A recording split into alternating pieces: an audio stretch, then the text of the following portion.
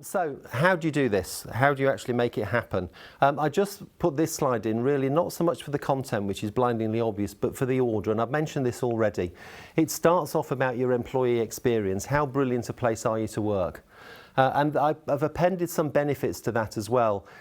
Just to make this fluffy stuff more tangible, I found over the years of consulting since I've left John Lewis, and indeed at John Lewis, if you append some financial benefits to it, it keeps it front of mind. So obviously these will have to be relevant to your business, because they're quite generic. But if you improve your employee experience and they love being with you, you're going to have reduced costs because you've got better productivity, and employee turnover, which is always a big cost, will be reduced as well because they'll stay.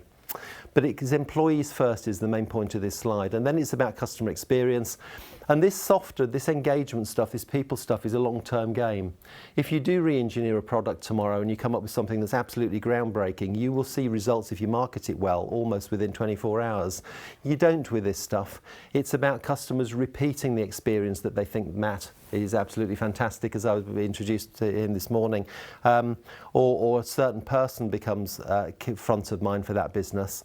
But then actually it's when they find that John is great and Julie is great and Isabel is fantastic as well, and that's where it builds. So this isn't an overnight fix, but it builds customer loyalty, and when people become loyal to a brand, they become advocates of that brand.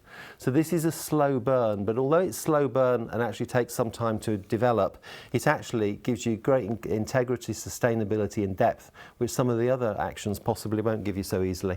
You can flog more stuff, and I know that sounds a bit harsh when I'm talking about nice people and being lovely and looking after each other, but you know, this was a commercial action when I was at John Lewis. We did it because we loved it, but we did it because we wanted to make more money. And if people are loyal to you and advocate your business, you can sell them more stuff, and that's what this is all about fundamentally.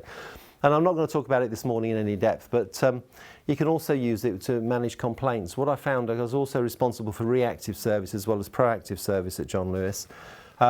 And what I found when I pick up the phone to upset customers is if they had a great relationship with the brand and they trusted the brand and they were in this little section here, they were far easier to deal with when something went wrong because they were on your side and they worked with you to put it right rather than be an adversary and looking for as much compensation as they could possibly get.